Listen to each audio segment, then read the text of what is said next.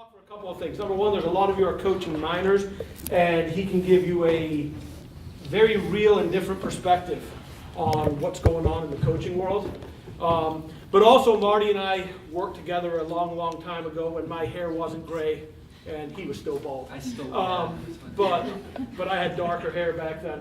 About 20 years ago, we worked together in human resource management consulting, and so Marty spent about 15, 20 years in that industry, which ties into kind of one of the main themes of this course with management, leadership, organizational structure.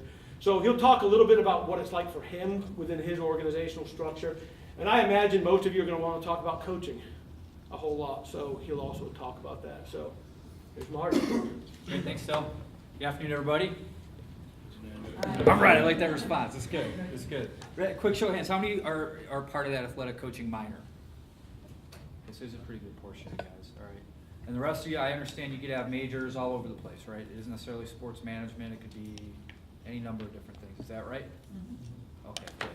All right, so that helps in terms of what I'll talk about. I want to make this really interactive, though. So I want to open this up to questions. Feel free to shout something out. I want to have a conversation with you guys and help you however I can based on what you want to know, what you're learning about, and whatever insight I can provide that might be helpful. So as Dale mentioned, my name is Marty Mordarski, so I did spend close to 20 years in kind of the human resources consulting industry.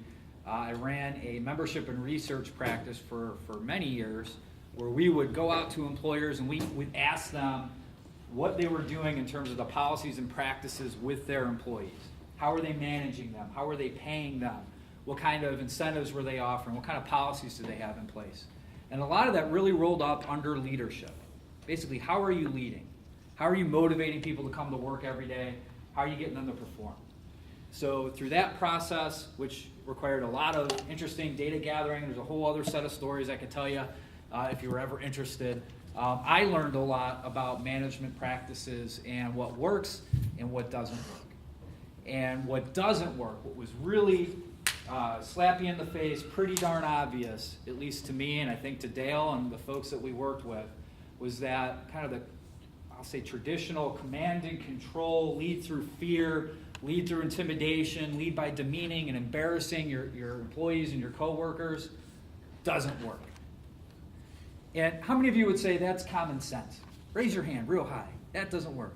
Well, we were just talking about this walking in. I'm going to tell you, it is not common practice. Because many, many times we would go into organizations and that was the style.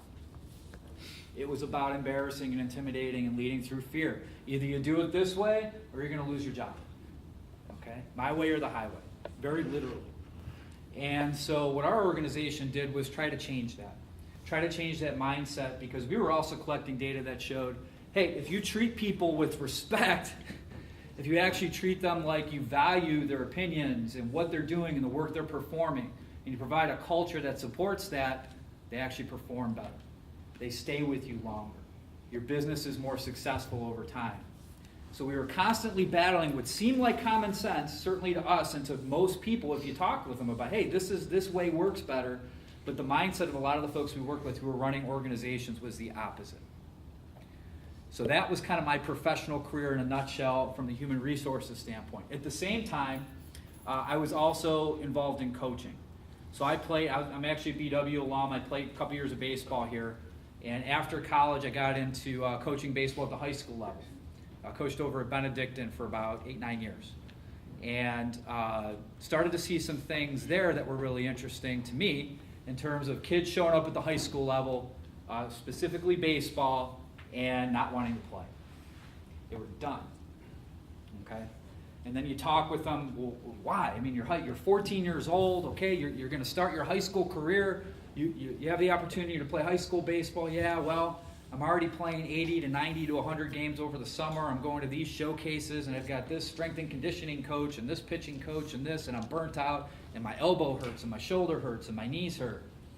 So I started seeing some things as a coach that started to raise some flags. Like something's changed. Something's different from when I played and from what I experienced, and it's not positive. And then at the same time, I was helping out with youth camps and some youth programs, and my brother-in-law asked me to help coach my nephew's 9-year-old travel baseball team. and they needed a pitching coach. So, hey, you pitched a little in high school. Yeah, okay, I'll help with pitching. And at the time, I thought, okay, I'll be a pitching coach for a 9-year-old baseball team. Does that strike anybody as odd? Pitching coach for a 9-year-old baseball team? Maybe some of you guys, maybe not. At me at the time, it didn't until I got into it. And we started practicing in January, February with these 9-year-old kids who all also had their own strength and conditioning coaches and separate pitching coaches and were working year-round to prepare for their baseball season. And I thought, wow, this is different. Something has really changed, at least again from my experience. And then as I went through that experience to coach my nephew that summer, I saw things that absolutely horrified me. Parents yelling and screaming at kids, completely embarrassing them in front of their friends, the other teams, demeaning them, kind of that old school traditional way, okay, my way or the highway, was seeing that play out on youth baseball fields in Berea and Olmsted Falls, and kids just being completely demoralized. So then I started putting the pieces together, right? So I'm seeing this at the youth levels, I'm seeing it reflected at the high school levels. Something has changed in terms of the culture and the way that, as adults, we're managing and leading these kids. And I became motivated to try to do something about it. And gosh, maybe a year or two later, I was part of a program called the Cleveland Bridge Builders, which is kind of an emerging leader civic program here in Cleveland. And as part of that, you had to stand up and give, they call it a vision stand. So it was like a 90-second, hey, here's something I'm passionate about where I want to make a difference. And I talked about this experience I had with my nephew and youth coaching. And I kind of boiled it down to this. I felt that kids were no longer learning how to fail. They were learning that failure wasn't an option. And see, for me personally, my experience playing sports all through high school and up through college, one of the most valuable takeaways for me was learning how to fail. And especially playing baseball, right? You know, anybody here who's ever played baseball, you've heard the old adages, right? If you fail 70% of the time as a professional baseball player, you're in the Hall of Fame. Right? So the best of the best fail 3/4 of the time, you know. So you learn how to deal with failure and adversity and get on to the next player. At least that's what I felt was really valuable for me, and certainly helped me, whether it was baseball, football, whatever other sports I played, helped me become the person I was as a professional, as a family person, as a father, being able to deal with challenges and adversity and focus on the next thing. And I just felt like, boy, kids aren't learning that. They're learning that if you fail at 8 or 9 years old, you're done. You know, what's your name? Adam. So you try out for the 9U baseball team and you don't make the team. Adam, you're just not a baseball player. Does that sound crazy to some of you guys? That's what's happened. That certainly is what was happening at the time, and it's continuing to happen now. So now you walk away with the message, well, I failed, I'm a failure, I'm not a baseball player, and then what are you going to do? Not play. So that's the other part of this equation. So across the United States, less kids are playing less sports. And one of the reasons is because of what I'm describing. It's that at very early ages, we're selecting talent, okay? But we're not truly developing kids and helping them overcome, again, those challenges and adversities. Because who knows, as a 9-year-old, you might be an all-star baseball. You might be the best 9-year-old baseball player. Any you guys ever watch on YouTube? You see best 7-year-old football player. You guys ever see this stuff? Like, that's great when you're 7 or you're 9. How about when you're 17 or when you're 19? You know, how do we predict that? Yet we're telling so many kids at younger and younger ages, you might as well give up because you don't have it when you're 9. So these were all things that bothered me. I wanted to do something about it. So I'm going through this program. One of my classmates tells me about positive coaching lines. Says, you got to check this out. So I did. So the organization was founded through Stanford University's athletic department about 20 years ago. It was 1998. And the whole mission of the organization is to transform this culture around youth sports so that we focus on not only developing better athletes, but better people. And a big part of that better people equation is helping kids learn how to overcome adversity and failures. It's developing grit. It's helping kids understand that they can improve and that they have control over lots of things, even though they might not always have control over the outcome. I'll talk a little bit more about that. So I start looking into this organization, like, boy, this is like exactly what I'm talking about. This is exactly where I want to help. Like I said, it was founded at Stanford University, so West Coast, and it has chapters around all over around the country. The nearest chapter was Chicago at the time, so there wasn't a presence in Cleveland, but it got on my radar. So then fast forward about 3 years later, I open up Crane's Cleveland Business. There's a picture of Mark Shapiro, who was with the Indians at the time, Chris Grant, who was the GM of the Cavs at the time, another gentleman named Dan Hurwitz, who's CEO of the local company. So they're bringing a PCA chapter to Cleveland. So that day I picked up the phone, I found a number online, I called them like, okay, I saw the article, how do I get involved? And they said, we need trainers. So, okay, tell me more about that. So I ended up coming to a session, basically did an audition. So what the organization does is goes into these different markets, whether it be Cleveland, Chicago, Tampa, Houston, New York, all around the country, and we have a roster of trainers that goes out and delivers programming to coaches, to parents, to student athletes, and then also to administrators, people running rec departments or rec centers or youth sports organizations, focused on this idea of building more positive character-building cultures. So I was in. So I auditioned, I made it, I became a trainer. So in addition to my day job, working in the human resources field, I was doing this as well, nights, weekends, whenever I was able to fit it in and they had an opportunity. And what was really fascinating to me was going back to my experience in the HR field, I was seeing so many parallels, right? So this idea of this old school lead by fear and intimidation, that whole traditional model, it was still so prevalent in youth sports. Yet, again, there's all this data that shows, boy, if you take a more positive approach and you show respect for kids, you make them feel like you believe they can improve. You make sure that they feel connected to you as a coach and to their teammates. You make them understand how to feel pride in working with integrity, okay, and showing sportsmanship and what that means. If you have that kind of a culture and you focus on winning, you tend to win more. You actually tend to perform better. The kids do better. So in the face of all of this information, still this kind of win at all costs mentality still prevailed. So I was seeing a lot of parallels. And I think one of the biggest things, which I think will tie into, those of you who are pursuing careers in coaching, you feel like you're going to be a coach.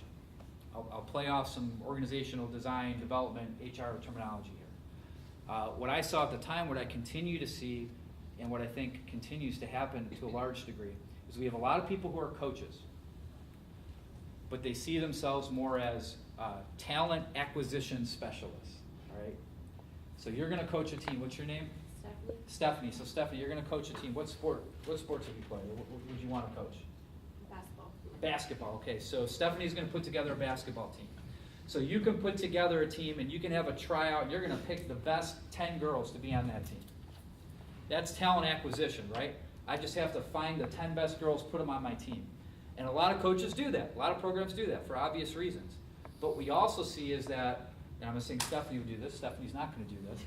So then all Stephanie has to do is set her rotation, set her lineup, call it a day. Yeah, we'll practice a little bit, but gosh, if you want to get better, you go ahead and practice on your own. You have your own private coaches. You're just going to show up here, play the games, and we're going to win.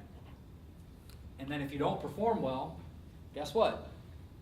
Next time we have tryouts, you're not going to make the team. Stephanie's going to cut you because she just found 2 or 3 other girls who are at a better talent level. And we're doing this, and I'm not kidding, at the ages of 7, 8, 9, 10 years old.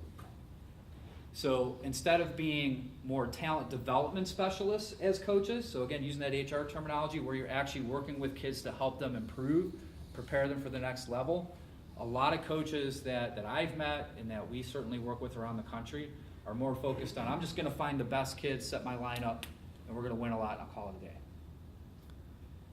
Okay. So when you have that kind of permeating the youth sports culture, PCA steps in, we try to battle it. We try to provide coaches not only with the information and tools that say, hey, this stuff works better, but we try to provide real practical insights into how do you actually apply that?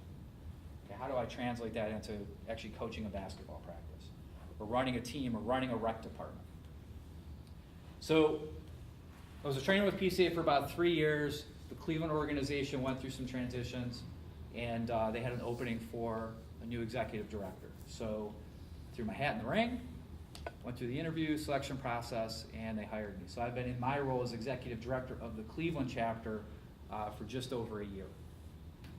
And so what we're doing at the Cleveland chapter level is, again, fulfilling this message and mission, but at a very hyper-local focused level. So we work with around 70 different programs, whether they be park and rec departments, high schools, or just individual youth sports organizations throughout the Cleveland area, Columbus, really northern Ohio. So that's how I got here. That's kind of a little longer intro, but I wanted you to get a little insight and perspective into kind of how I got here, because again, I'm anticipating you might have some questions, and maybe that helps you formulate a couple thoughts and questions in your mind. So I want to stop there for a second and ask, are there any initial questions right now? Yes? What were some of the challenges that you faced getting to where you are now? What are some of the challenges I face getting to where I am now? Well, it's a great question. So one of the challenges for me personally was, so I had been an athlete, I'd been a coach, and I like winning, okay? I don't like losing. I never like losing. And so when you hear Positive Coaching Alliance, I think a lot of people immediately think, oh, this is just everybody have fun, it's just everybody gets a trophy, and that wasn't me. So one of the challenges I face is, boy, if I'm going to make this leap and kind of take my career in another direction, is this organization really aligned with who I am? The answer to that question is yes, but it continues to be a challenge with what we do on a daily basis. So the research bears out, and this is 20 plus years talking to sports psychologists, researchers who've looked at athletes who perform at the highest levels of sports and have had success. And the reality is that those athletes that want to win and are focused on mastery of their sport, mastery of their skill, perform better than athletes who are just focused on winning. So we have a number of different principles we talk about in our workshops, and one of them is this idea of mastery and what that means. And really it's a focus on, or helping kids understand, how do you focus on the controllables? So as a coach, you can sit there and you go, we lost, we shouldn't lose, or I'll give you an example from kids that I've coached where you have a coach, and I'll just use another baseball example. We made too many mental mistakes today, kids. Too many mental mistakes. We got to stop that, right? And the kids will go, oh yeah. Okay, now me as the coach, I haven't explained what a mental mistake is. I haven't explained what we did wrong. I just said, don't make mental mistakes. And the kids will go, okay. All right. So the message is, you lost and that's bad. You made mistakes and that's bad. Don't make mistakes. Well, what happens if you're in an environment where you feel like, I can't make a mistake? How does that make you feel? Kind of crappy in a way. Kind of crappy in a way, yeah? You want to do something wrong. You want to do something wrong. Go ahead. Kind of stressed out and like full of like nerve-wracking. Yes. It's really nerve-wracking, yeah. Stressed out, nerve-wracking. What else? Go ahead. Anxiety. Anxiety, yes. I was going to say tense. Tense, yes. I was gonna say with the tense, harder to move, more stiff. More stiff, right? So as an athlete, if you're more tense, literally you're more tense, you're more stiff. What happens as an athlete when you do this? Struggling. You're going to struggle, right? Are you going to be more aggressive, or are you going to be more hesitant? More hesitant, right? If you're more hesitant, are you going to make more plays or less plays? Okay, so you see where this is going, right? So it's kind of this cyclical effect. If you as a coach are telling your kids, basically telling them, be afraid of making a mistake, it makes them tense, it makes them kind of scared, they're less aggressive, they're more hesitant, and then in turn, they actually make more mistakes. So it kind of reinforces itself. Right? And the reason is very physiological, actually. So when you're tense, all those emotions that you guys described, what's happening in your body at that time, physiologically? You're anxious, you're nervous, you're scared, you're stressed. What's happening? What's happening in your brain? What's happening? Yeah. Cortisol gets released, stress hormone, you stop functioning right, starts generating when you're like psychological and physiological state. That's right, yeah. Cortisol, stress hormones, the blood flow changes in your body, right? So the blood actually leads parts of your brain, right, your prefrontal cortex, that control rational thought. All right? Fight or flight. It's that you get that same response. So that 9-year-old kid who's nervous at that basketball tryout is feeling the same as if, and kind of use the proverbial, there's a tiger that's leaping out at them from behind a desk. It's the same physiological response. And when you're under that amount of stress and anxiety, it's much more difficult to perform. This is a long answer to your question, but I'm getting there. Okay, so what really brought me in and sold me on, yes, this is something I want to align myself with, was this idea. If you are focused on all these external variables that you have no control over, mental mistakes my other teammates are making, or the other team and their strengths and their speed, and the officials' calls, and whether they went our way or not, and the weather, and all these other factors that go into winning a game or an event, you're going to have all this undue anxiety and stress, and there's nothing you can do about it, right? No matter how well I perform, it's not going to change any of those other variables. So when you have a mastery focus, and what we really talk about at PCA, one of the core things, core principles, is the idea of focus on the controllables. So what's within your control? Well, your effort's within your control. What you're learning from a situation, okay, from a practice, from a drill, from a game, that's in your control. And then how you actually deal with those failures and mistakes. Not whether or not they happen, they're done, how are you going to deal with that now? And if we can teach kids to focus on those things more often than not, and you have a climate and an environment where that's part of the culture, guess what happens to stress levels? Guess what happens to anxiety? Guess what happens to that tenseness? It goes down. And when it goes down, guess what happens to performance? It goes up. Because kids are more confident now. I'm more relaxed. I'm not as tense. Okay, I'm more loose. I'm more willing to take chances, be more aggressive, make more plays. Does that make sense? So I say it's a continued change. So for me, that was a big part of it. It's like, okay, does this, because I want to help kids learn how to perform. Well, this does. That's what we do. We teach coaches how to enable kids to learn how to take control over their own performance. But we still get a lot of resistance, just inherent in our name, Positive Coaching Alliance. So that continues to be a challenge whenever we do workshops, whenever we're working with new schools and organizations. So that was a big challenge. The other one I would say is complete career change, which is probably more at the top of the list, right? So I've been at the same organization for almost 20 years, was in a really good place, had a great team, kind of reached a place in my career where I was ready for the next thing. I didn't plan it this way, that it would be a complete career shift, but that was certainly a risk, but I felt it was a risk worth taking. So those two things were the biggest challenges. Other questions? Yes? When you went from being a trainer to an executive director, what are the main differences that you came across and what you have to do, like time-wise? Is there a big difference, things like that? Great question. So what's the biggest difference between being a trainer and being executive director? Number one biggest difference is I don't get to train. So I love being a trainer, but that's really a part of my role that I have to carve out because my focus is more in other areas.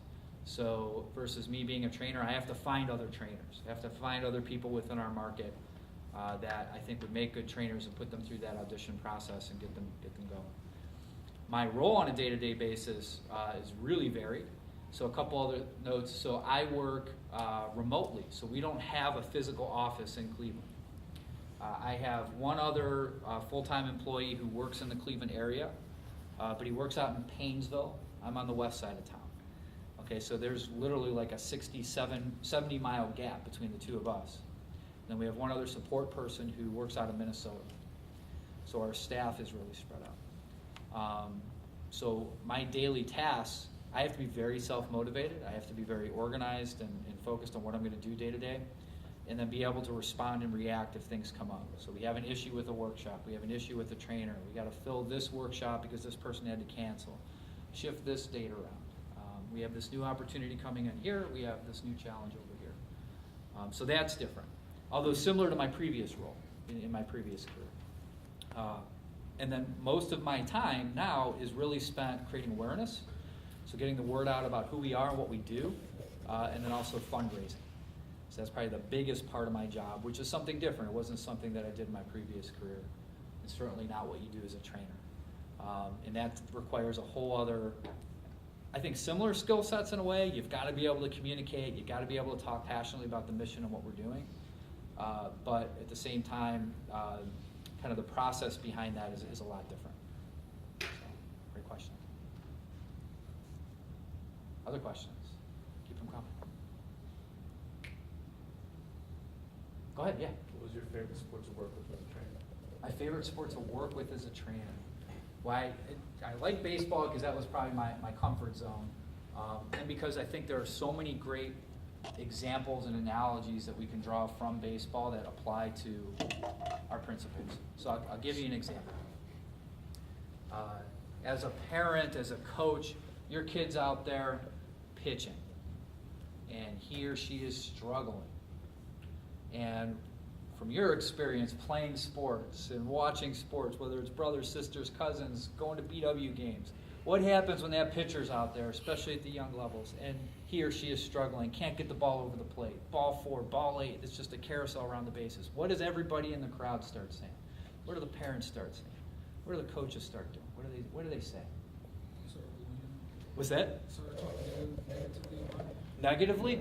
How? In what way? Saying he sucks. Okay, that can happen. That might happen, right?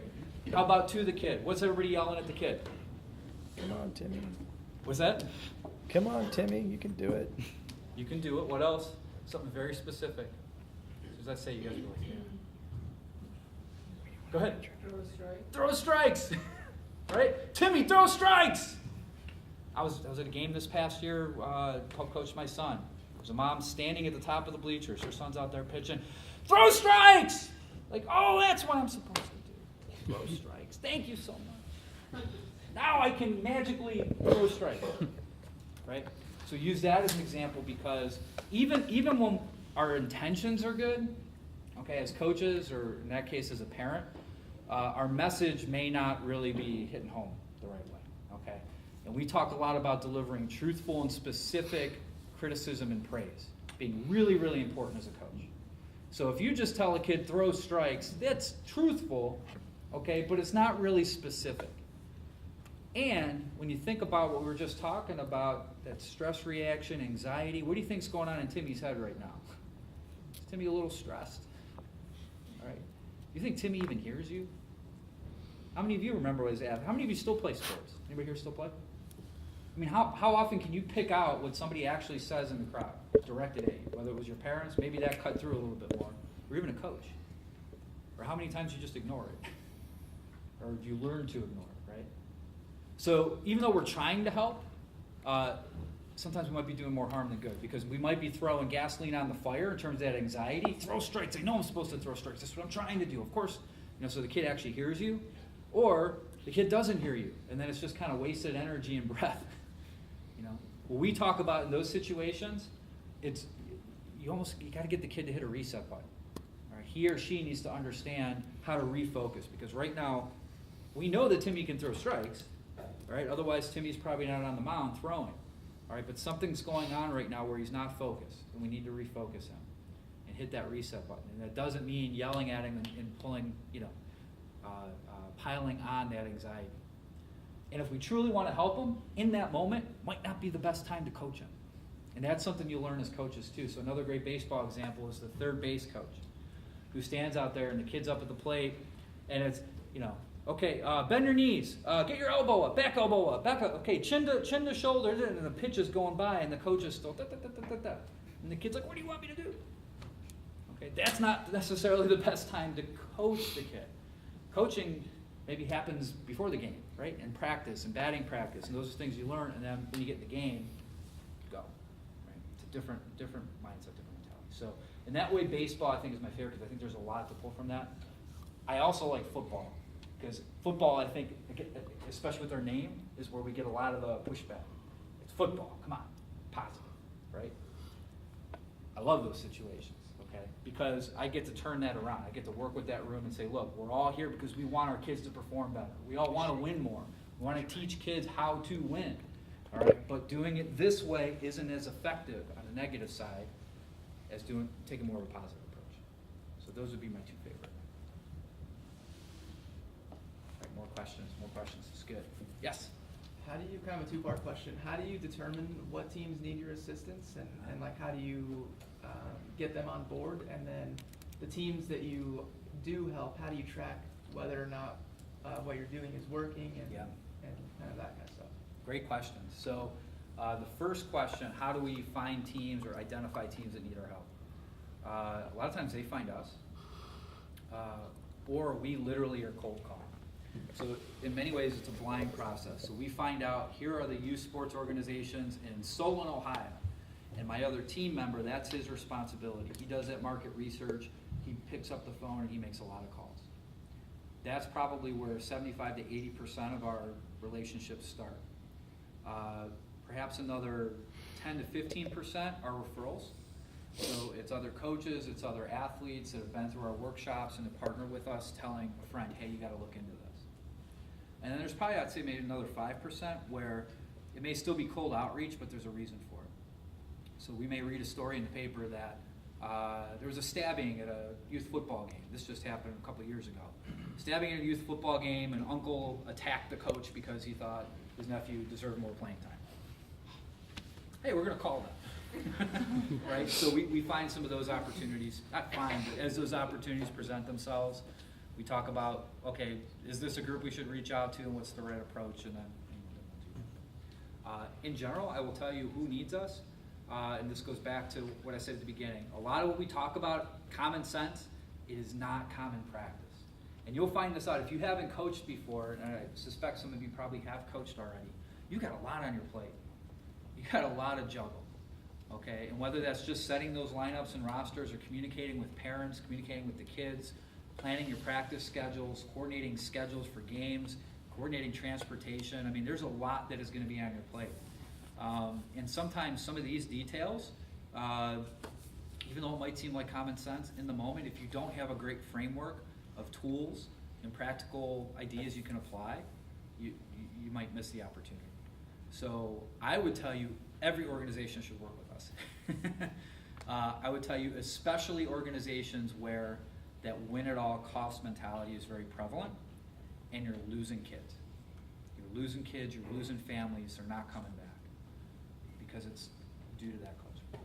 So that's how I'd answer the first. The second part of the question is it depends. So we do some measures after every single workshop, every partner we work with. We're asking, what did you think of the workshop? We're asking the people in the room, what did you think? What are you going to use? What did you find useful? What didn't you find useful? Rate us on a scale of 1 to 5 in all these different areas. So we're able to track that from workshop to workshop, partner to partner. In addition to that, if the partner is willing, and this is where it gets a little tricky, we might collect additional information on the back end. So what was used? What did people truly find most helpful? What would you repeat? Or in some instances right now on the fundraising side, this is important. So some of you might end up with responsibilities filling out grant applications. Anybody ever done that before? You have done that, okay. So that's probably maybe part of what's driving your question. So you've got to be able to show, okay, how are you going to track that this works? And one of the challenges we have is that some of these organizations we work with don't have very sophisticated tracking mechanisms in place. So I'll use the example of athlete retention. We know on a national basis, we've done studies that show if programs partner with us, their athletes are more likely to say, yeah, I want to come back and play for that coach again, which is really powerful. But at a hyper-local level with a specific partner, unless they have the ability or the willingness to reach back out to those athletes or those families, it's very difficult to track some of that. But we do have some willing partners and we have some unique circumstances where we're doing that. Yeah, the holy grail is, better athletes, better people. If we ever had enough funding and enough time, we would do a longitudinal study, right? That would show, okay, 20 years later, the kids who went through programs that went through PCA training and partnered with PCA, where are they at professionally in their careers compared to kids who didn't? We're not there yet. Love to get there someday, but that's ultimately what we're trying to do. Great question. Thank you. Somebody else had their hand up over here? Yeah. So the organization uses positive reinforcement in coaching. What is the standpoint on participation trophies? Because I read online that it gives a sense of entitlement towards it. Yeah. Great question. So participation. Everybody here ever get a participation trophy just for showing up? Not all you guys, really. Wow. That's fascinating. I would have thought it would have been more. So it's funny. This comes up in our workshops with parents and a lot of times with coaches. Participation trophies are, it's terrible, it reinforces the wrong things, and I would agree with that, and PCA would agree with that. And this goes back again, organizational design, development, HR hat, all right? You reinforce the behaviors you want repeated. If the only behavior you're reinforcing through that trophy or that ribbon is, hey, you showed up, it's hard to expect much more than that if that's truly motivating something. So we encourage reward and recognition for achieving something meaningful. Now, it might still not be a result in terms of wins and losses, although it certainly can be. Okay, there's nothing wrong with giving kids trophies for winning, right? But we encourage coaches to think a little deeper than that. Because, again, winning doesn't just happen. You got all those other external variables. You have the things that you can control, okay, but a lot of it's out of you. So how do you focus on rewarding kids for their effort and literally developing effort goals? Okay, soccer, for example. Dale, you could probably come up with 50 off the top of your head. Okay, but it might be a goal related to how many times we kept the ball on the other side of the half line versus on our side. It has nothing to do with the score. It has nothing to do with whether you won or lost. Although you know that, hey, if the ball's on the other side, more for us than it is for them, we've got a better shot at winning. But maybe it's more of a reflection of, hey, we hustled, we played solid defense, we kept the ball over there, we were aggressive, and those are the things you want to reward and recognize, which will lead to a better position. Does that make sense? So we would agree. Participation trophies, just in and of themselves, they're not rewarding the right behaviors. Rewards should be targeted, they should be specific, and they should reinforce what you want repeated. Thank you for that. That's a great question. All right, more. Keep them coming. Keep them coming. Yes? A lot of people would argue that participation is more involvement, like leads to more competitive like youth sports or junior high or high school. What do you guys do specifically to reduce the parent involvement? What do we do? I don't know if you guys heard. What do we do to reduce the parent involvement? I love that question because wearing my coach's hat, I would probably, maybe I would phrase it that way sometimes, right? And we deal with a lot of coaches. There's an old joke. If you haven't heard it yet, you will. The best team to coach is a coach of orphans. Have you ever heard that before? Okay. If you haven't, you will hear that. We don't want to reduce parent involvement. Okay. We want to shift it. Okay. We want to engage parents at a different level.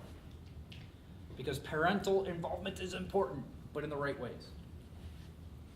I met with the owner of the Lake Erie Crushers about 3 weeks ago.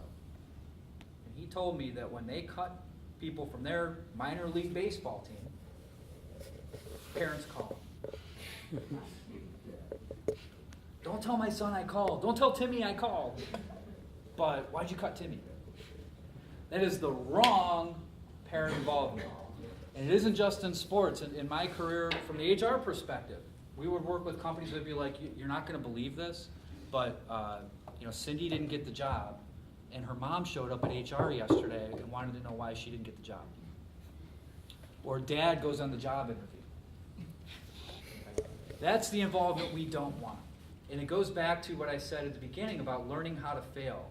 Okay, well, one of the ways you learn how to fail is by people letting you fail. We just did an event, and we've got highlights of it up here. So this is our local Cleveland site. So if you get a chance, you might want to check this out. Yeah, we did an event with Mike Chernoff with the Indians, general manager, and then a couple other members of their player development staff. And one of the most fascinating things, and this is actually being broadcast on Fox Sports Time Ohio, so I don't know if you guys get that here or if you have the ability to DVR it, but it would be worth it. James Harris, who is this guy right here, he's the new director of their minor leagues. And he said a couple things that I don't think will ever leave my brain. One of them was when a lot of the guys they work with get to the professional level, minor leagues, they've never failed. Like they've always been the best of the best. I mean, that's how they got to where they are. So one of the challenges they have is that these guys don't know how to deal with failure because they never had the opportunity to. So he actually said they will specifically put them in positions so they will fail. So if you struggle against lefties, okay, they're going to put you in a game, late in the game, you're down by a couple runs, 2 outs, and they're going to put you in against that lefty and see what you do. Because they want to give you that experience, they want to see how you deal with it, and they want to help you learn how to deal with it. Well, the same, and he translated that down to the youth levels, to coaches and parents. Oftentimes as coaches, you want to put kids in the right position so they perform. Either because you want them to win, you want the team to win, or you don't want the kid to feel embarrassed. You don't want the kid to lose self-confidence. But the reality is creating a sense of false confidence, right? Maybe more damaging. You know, it ties into the idea of entitlement. You know, if as a parent you never let your kid fail or learn how to deal with that failure on his or her own, it's going to be much harder for them when they actually get into a real world situation and they have to deal with it. So for parent involvement, we have a whole model. I won't go into all the details, but on the coaching side, we talk about coaches being double goal coaches, meaning that they're focused on winning. That's your first goal. But then your second goal is teaching life lessons through sports. Parents, we say, the best role we can play is as a second goal parent. So don't worry about goal number one. That's competing, trying to win. That's up to the kids, the athletes, and the coaches. That's their job. Our job as parents is to support those life lessons. So one of the ways we can support that sometimes is to get out of the way. All right? So it isn't necessarily parents not being involved, it's learning how to best be involved. So your son or daughter isn't getting as much playing time as he or she wishes. All right? Or at least you don't think he or she is getting the playing time that he or she wishes. That's a whole other issue, right? So instead of, and maybe some of you have experienced this, mom or dad sends the email to the head coach, to the athletic director, to the superintendent, to the president of the Boosters Club, and says, boy, Timmy should be the starting shortstop. This is wrong. Your coach doesn't know what he's doing.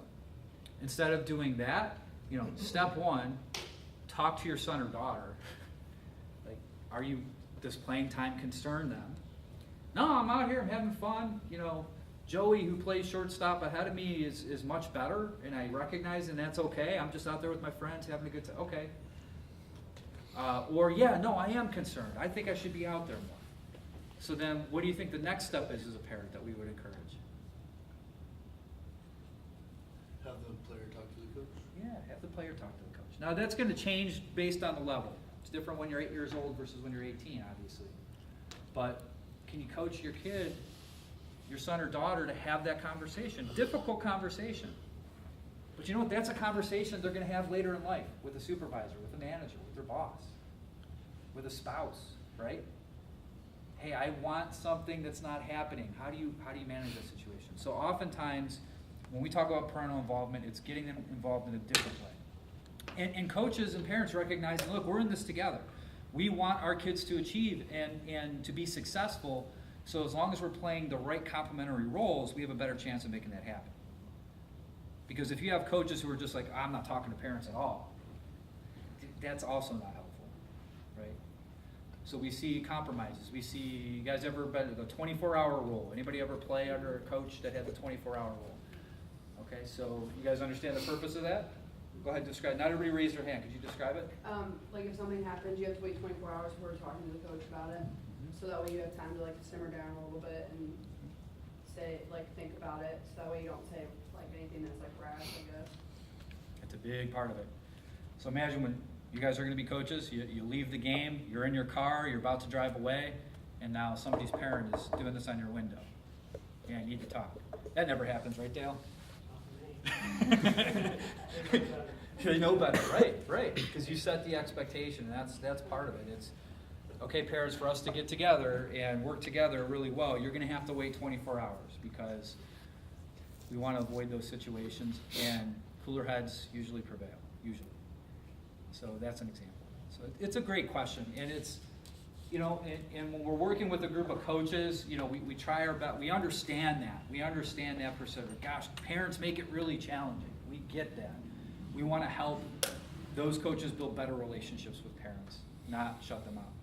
And vice versa, when we're in a room of parents, you know, it's the same thing, right? It's okay, the coaches aren't the enemy. Okay, we have to work together because this is about our kids. That's what it's about. So, thank you. All right, more questions, more questions. Probably time for one more. Great. All right, you get the last one. Just from your own, your own personal opinion, who would you say is probably the most ideal coach, like ever, team sports or individual sport? Most ideal coach ever. Or Well, like your favorite? I honestly think right now Terry Francona might be one of the best. I think we're very fortunate right now in Cleveland to have been able to be a part of these teams and see what he does, because, and it's, you know, this whole Indians organization, we've done a lot of work with them over the years. It is amazing how consistent their culture feels from level to level to level throughout the organization. And it all, whether you say starts with or ends with Tito, it's, without him, I think it's gonna be a lot more challenging to keep that culture going. This guy builds relationships with his players. It's the most important thing. He understands what makes him tick. And he's not that overbearing, old school, in your face, demeaning, embarrassing, threatening. That's not his style. I think that's pretty well documented. But at the same time, he can give you that tough love too when you need it, because the guys respect him. He's developed that respect because they know that he cares about their performance and their success, and it's genuine. And I think that part of Tito and part of his personality and his character is a huge part of why he's been so successful as a manager. The Indians have been so successful as a team in the last several years. And again, I think we're really fortunate to kind of be witnessing that right now. I can't hear enough about, and we've done a number of events with these guys, and they all speak so highly of him and his approach with his players. I think one of the things that stands out to me the most last year during the ALCS, Ryan Merritt. Okay, you guys know Ryan Merritt. Okay, out of nowhere, he's going to make his debut basically in the ALCS. All right, this guy goes out there through what, 6, 7 innings, you know, and there's a great shot of Tito just basically putting his hand on his face like this. Okay, like, hey, I'm proud of you, right? And you know that he meant that. You know that that was a connection there that was real. And you know, so kind of visually, visibly, I thought that was a great example of, yeah, this guy knows what he's doing. All right. I hope is this helpful in any way, shape, or form? And they didn't have to listen to me. All right. Right. And that's great. That's, thank you for your time. Thank you for your questions. As you guys are getting into your careers, as you're getting into coaching, we're right in your backyard. You know, feel free to, you know, certainly look up. We have tons of information, resources online, free stuff, tools, templates, things that can really help you. I wish I had as a first-time coach, frankly. So please, I encourage you to take a look at that. Reach out to me at any time. My info's up there. If there's ever anything I can do, or you just want to talk, don't hesitate to reach out. And thank you. Thank you for what you're doing. For those of you going into coaching, thank you. You will find, if you haven't found already, it is not always, sometimes it's a thankless job. So let me thank you in advance for all the times you may not get thanked. And thank you, Dan. And last plug, before you give a round of applause. If you forget the name of the organization and you think you want to go to a workshop sometime or something, both Dr. Beebe and myself are involved. So you can ask either one of us and we'll send you in the right direction. That's great. Yeah. So now you can give a round of applause.